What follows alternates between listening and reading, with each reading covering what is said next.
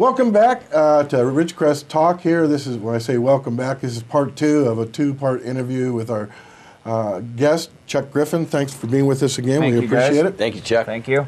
And when we left off, on part 1, we were mostly talking about the water district and some things that the governor had implemented with an emergency declaration on more conservation for water. Are you referring to that illegal declaration? Well, his that's overreach of executive order. Yet to be decided. I know there's some out there claiming. Wait, I've already decided it. Oh, okay. Well, he may not agree. There you go, folks. There you go. Yeah, but you don't even need to take this to litigation. No. All I'm saying that's is Robert's Rule 17. Yes. Okay. Yes. The fact that he thinks he can create legislation by executive order, it's the same thing that's going on at the federal level. And I'm not saying that it'll get stopped. I'm just saying that, my opinion, that kind of thing is just basically wrong. That's all. I just had to interject that. You're kind of strange, so. Yeah. But anyway, having you back with us again, we wanted to talk a little bit about this county land use plan that has been proposed based off of a really great EIR by Todd. Oh, I'm getting sick. Well, first of all, I want to state, as I did in the first segment, that I'm speaking on behalf of myself only, and only on my feelings, not anything to do with the water district or the board of directors. So, talking about the Todd report, I'll have to be honest here. I learned more about water in the last couple of months than I ever thought I would learn. And I ever wanted to know. But that Todd report flies in the face of so many other reports that I've seen. Going far back as actually, you could include the 1911, I guess it was a report done on an EIR, but in 1911 there were about 100 people that lived in this valley. And guess what? We were in overdraft in 1911. Yep. And then we moved forward to the 1940s and World War II, and the Navy decides to make our valley its home here for the weapons development. And I guess then we move up to the 60s when they start really recording, and we were in overdraft then. And we have been in overdraft for sure since the 60s. Correct. How much? That's kind of debatable. Yeah, I don't know. That's open to debate, I guess. Yeah, because a lot of these well owners report, I'm down 3 feet or whatever. But, they got wells all around them, and what do they call it? The cone of depression. When everybody's pumping, that's going to affect the water level. So we need some test wells. We need we need more than test wells, in my opinion. I think we need some test wells that we pump. And let's actually drill some deep wells. Let's do some research instead of just build models with reports. And then somebody mentioned, I forget who it was, maybe you remember, Robert, about NASA's got the capability now to do some kind of satellite to see the water. Geothermal type surveying. And so, yeah, we need more data. Because this dispute on open-closed basin, are we running out of water, how much water we have really hasn't been settled, because no. And I want to make the point that although the Todd report is famously stated to incorporate all the previous reports, I would contend that it's one thing to list it in the bibliography and one thing to say that you considered it, but when you draw a conclusion that clearly is one-sided, they did nothing to scientifically disprove or overrule the previous reports that were at odds with their conclusion. So in that context alone, that makes the Todd report not a scientific report. We've always had the Carl Austins and the Pierre Saint-Amans. Right. And Carl Austin wasn't mentioned in the Todd, because he didn't have, what did they call it, recordable or data that was used. His brother's was used, I believe, a little bit of it in the Todd report, and that was about it. Okay, well, if that's the case, and I don't remember that guy, but I didn't study the Todd report that much, I almost maybe want to throw up. But anyway, 1988, he did an extensive report and had myriads of data in it. And so for them to draw that conclusion, that just proves my point that it's not a scientific report. Yeah, and I personally disagree with the Todd report. What that's worth, I couldn't tell you, but that's my opinion. I believe the valley has been in overdraft since the 60s and probably since 1911 and 1914. But what puzzles me, and I don't think anybody can answer or has answered, if they could, I'd like to get an answer. But if you look at their charts, our water table has been declining at the same rate on average of the wells that they monitor since the 60s. It drops a foot a year. Even in the high years of agricultural use in the 80s, when the sprinkler heads were different and they used a lot of water. Yes. Though, I mean, they were using twice the water almost as what they are now. Right. Yes. And the water table was still declining at the same rate. It didn't increase it, it didn't decrease it. And then later on, the farming slowed down and the water table still decreased at the same amount. Now there was farming going on currently, the water table is still decreasing at the same amount. So nobody can explain that or has explained it except that we're in overdraft. I can. Oh, I think I can too, but I'd Okay. like to hear your answer first. It's simple. It's a bucket with a hole in it. Absolutely. In my opinion, that conclusively proves that it's an open basin. Correct. And we're losing water as opposed to using it all. Correct, and that's my opinion also. I believe I've seen all the stuff in the Todd report that we need to get water imported and drilled and injected, and I think if we just inject it into our aquifer now, it would be like putting water into a strainer. Yes. I don't My think it would opinion benefit. also. I do not think they could inject enough water into this valley to make our water table climb, because I think it would leave. We may see other valleys get a higher water table. Bingo. But I don't think our basin is going to get any more water than it has right now. I think we should probably pump some water and catch it before it leaves, maybe, so we have some water and put it in storage somewhere. Yeah, but yes. yeah, but that's just my opinion. So Yeah, and I hear you. I've drilled a lot of wells recently in the past 4 to 5 years, or been on site overseeing them, and and I've watched the cuttings and I've seen the soil samples that come out of the well as they're doing their rat hole and as they're drilling the well, and I've looked at the granular, and you can see the different stratuses, and if you build. And boy, do we have to stop you right Okay. there. we have to go to break. It always comes too soon. But anyway, join us right after the break. We'll continue this.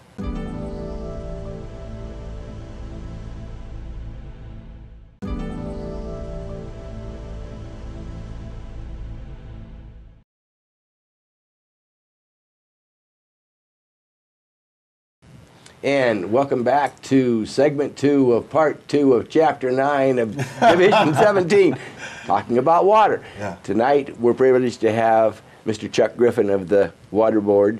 And we were talking about wells before we. Yeah, went, and we were talking about wells. monitoring. Yeah, just watching them, and I've seen the production that comes out of the wells, and I've talked to the well drillers, and they said that they've never seen anything like that in this basin. They drill a well in Bakersfield, and they pump 2,000 gallons a minute while they're developing it, or 3,000 gallons a minute while they're developing these wells, and the drawdown is 200 to 300 feet when they're doing that. And here they were getting drawdowns of 22 to 23 feet, 14 feet at the end of development, and then the recharge rate was less than 3 minutes, and it would come back to static level. So they said that there's just so much water, they don't understand. They've never seen something like that. And compared to the other valley, I mean, it's just really neat to be on site and watch a well being drilled. They talk. I mean, the well will really just talk to you. I mean, if you look at the stuff, you can understand what's happening underground by watching as it comes I find up. it fascinating. With what you said, that other places it would draw down 200 or 300 feet and take longer to recharge. Here, it draws down 22, 23 feet, and it recharges virtually instantly. Comparatively, yes. That says that there's a big pond down there. Yeah, yeah. Well, I'm going to say there's more than a pond, because Yeah, no, I mean, even dropping the casings in, if you watch the casings go down, you can watch the casing go like that as they're dropping into the wells, and they sway a little bit, and where they're being pushed. So that's my movement. opinion, is there's movement under the ground in the water. I mean, Okay. I believe How does personally. that happen in a closed basin?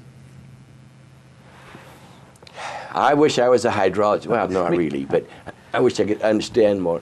The water's being moved. Yeah. It means that if it's closed, it's coming in and going somewhere. I mean, when I got a bowl of water, the water doesn't move. But if I poke a hole in the tin can and I poke a hole, then you can see water movement. So it would seem to me that that's pretty strong evidence of it not being a closed basin. But I would not argue with Dr. It's not, Decker. and I'm not a scientist. Yeah, I'm not either. I'm just telling you what I've seen with my eyes, and you know, and what scares me is what I feel is the perception around town is everybody is scared to death we're running out of water. Yeah. Yes. And we are not running out of water. In my opinion, I mean, the last well that I was on site, we drilled to 1,000 feet. There was a layer in between the two. I don't remember the thickness of it, but there was water at 1,000 feet. And static level was at 283 feet. So there was 500 or 600 feet of water underneath, and there's plenty of water underneath us. What I believe, I'll say it again, we need to drill some deep wells, some really deep wells, pump them, put them into production, do E-logs on them, check the quality of the water at depths, and even if we have to work on desaltinization and stuff like that later on, we can do that, or blending, or there's several different things we can do, in my opinion. Yeah, and the Don Zadiba has sat right here and said, we're not running out of water. Do we have a concern? Absolutely. Absolutely, we have a concern. But Mick Leeson has said, we're not running out of water. He didn't say it here, but he said it in the newspaper. Anytime soon. So hopefully we can dispel this panic mode that people seem to be in. Which means the county ought to sit back on this rezoning, wait for these GMAs or GSAs, the groundwater sustainability agencies that the state has mandated, which are supposed to come on board by 2017 and then have a plan by 2022, which would mean 7 years out from now, we got to have a plan for this basin. Yeah. We're not going to run out of water before then. No, and if the GSA could when the GSA gets formed, that's who needs to work on the water problem. And with the community groups together. Right. Yeah, with right here in this everybody. town is what needs to happen. All the stakeholders. Yeah, with the EIR, and what my hope is that the EIR will just get thrown out and we'll start from scratch with the GSA when it gets put in place, and let's fix our problem. But I don't know if that'll happen. I hope it will. That's my hope also. And I have some opinions about the EIR that. Well, let's hear them. Your opinions. Well, my opinion is that, first of all, when I was running for water board, I said I was against it because I feel people's property rights are affected first and foremost. If somebody has a piece of property they bought, they should be able to use it for what their intended purpose was. And they went in and they've made the changes so people could have their small under 5 acres and stuff like that. They listen to the people, and I think Lorelei has been great. Oh yeah, we do also. Yeah, we have nothing against Lorelei. And I have nothing against Mick. I think Mick's a great guy. I disagree with the EIR plan is what I disagree with. I think the whole targeted, what I understood in the EIR was they wanted to get rid of any land that was not being currently farmed. If it was zoned agriculture, they wanted to change the zoning on that property to where it could not be farmed in the future. And I think that was the generic understanding that was thrown out there. A lot of that land was BLM and federal government land.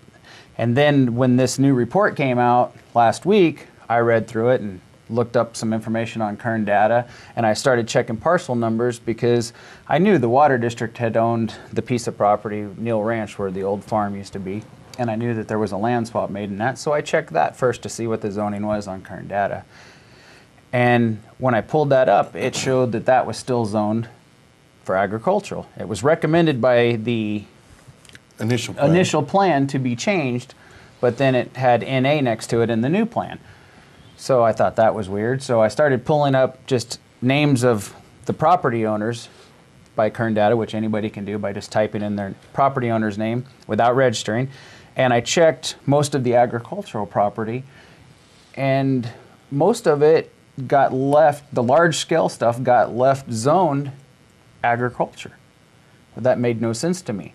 I checked several of the different companies, and they retained most of their large property. Whether it was being planted, whether it had a well on it, whether it had a building on it, there were still creosote bushes, and it's still zoned A. So that's this plan really has- it makes no sense to me. And then just don't understand how that could go through, because the whole goal, I thought, was to eliminate large-scale agriculture, and that's not what happened. What happened was a lot of private property owners got affected, and they got rezoned, and I think that's terrible. And I would go one step further. I agree with you that that was the stated goal, and that, to me, is the biggest problem. It's a terrible goal. Yeah.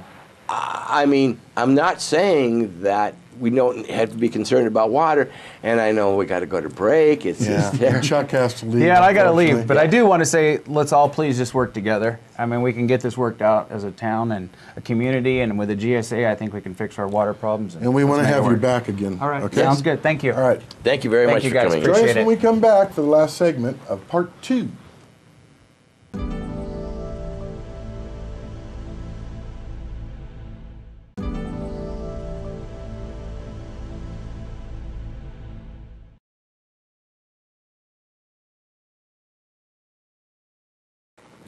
Welcome back to Ridgecrest Talk. Again, I'm Al Huey, along with Robert Eierman, and our guest that we had to leave, Chuck Griffin.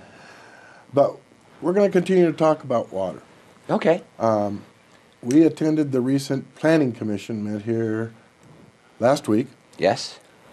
and they voted on the proposal made by the Planning Department on the land use plan. Yes. Whether The or not, Planning Department's modification to the original. right, and whether the Planning Commission was going to okay it to submit to the Board of Supervisors. Correct. Very interesting meeting. I thought so. Very well done, I thought too. Yes.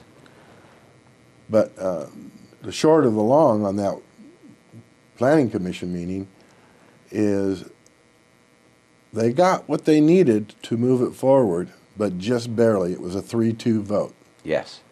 And the two that voted against it both had significant concerns relative to this being a taking. They just could not justify what was occurring against the constitutional requirements of private property. I think that one person who summarized it, I think there were like 10 speakers that talked about this being a taking. So it was certainly not, in the past it's been, in my opinion, poo-pooed as, oh, that's just you radicals out there who think this. I think that verified that we're not so radical. And it's not a taking in the sense of like an eminent domain. Right, thing. it's this taking is what is they different, call a Emily. regulatory Yes. taking. Yeah, and in my opinion, taking is different from eminent domain, but so many people overlay the two. And so that's why regulatory taking is a good clarification. But no matter what, you are preventing somebody from performing a use of their land that they had For which it was originally intended. That's right. And Whether numerous they plan to pursue an ag adventure on that piece of property or whether they bought it as an investment to sell later to somebody else. Yes, and the courts have repeatedly ruled that taking the use of the land is the same thing as taking the land. Right. So, and I think it was also interesting that we had, I say we, the people who believe that this plan is misguided and should have never gone forward in the way that it was. That's not saying that maybe they don't have to address some things, but it is saying that the way they chose to start this plan, the concept of the plan, was misguided, in my opinion. And we had the vote last night at City Council. Yes, we did. And On the letter to the letter of Mayor support. had written to support the county's plan. Right, that letter going to the supervisors. Right. And in my opinion, freedom reigned, and we had 3 members of the council who had great concerns about this being a taking and just could not bring themselves to vote in support of this letter, which supported the plan. Right. Even This wasn't against, again, this wasn't against the mayor or Peggy. no. And it should be understood with this program, we're never trying to make things personal here. It's always about the issue. Correct. Okay? It's always about the issue. These 3 council members were voting on the issue Yes. of the plan. Was it a good plan? Was it a bad plan? Right. Did the plan meet what they felt was an appropriate thing to do? And they weren't saying by voting no that, hey, we don't have a water problem No. here, we don't need to do anything. Not at all. They were just saying that this approach, which everybody has stated was trying to address the water problem, was not the right approach. And I think that it separates, it divides the community, it creates... Yeah, somebody brought that up, that it just sets up for a divided community. Yes. And you can see that, I'm sure you've seen it as we've been working through this water issue. Yes, and I just see no reason to use that kind of approach. And again, I don't think there was any ill intent on the part of anybody here, certainly not the current planning department. I just think that they were put in a position to advance this, and they did a great job of reacting to the community input. But as I've said before, they started with a pig, and they put lipstick on it, they put a fancy dress on it, they put it in high heels, made it as attractive as possible, but it's still a pig. Right. And hopefully... Good analogy. Huh? Good analogy. Hopefully the Board of Supervisors will see that. And that's the next big meeting coming up next month, May 13th at May 1 13th. o'clock in the afternoon. Right. If you can get off work or change your lunch hour or get off early, Something. you need to be there. Yes. Because now the supervisors are looking at 40% of the planning commission voted it down. 60%. of the city council said no. So I think that should be highly listened to by the supervisors. Hey, we had another interesting thing at the meeting last night, city council. What? The Super Walmart, Oh, yes, they're coming, they're coming. but they won't be here before spring's out. Which means Which means, we get our hamburgers. yeah, and we don't have to buy Mr. Parsons his steak. Yeah, he seems to think he's still winning though. Yeah, he made motions to us last night at the council meeting, rubbing his stomach, and anyway, he needs to remember that the bet was spring. Yeah. So July is past spring. Where are we going to go get our hamburgers? I'll have to find out who, Yeah, we'll who figure serves that the out. most expensive hamburger in town.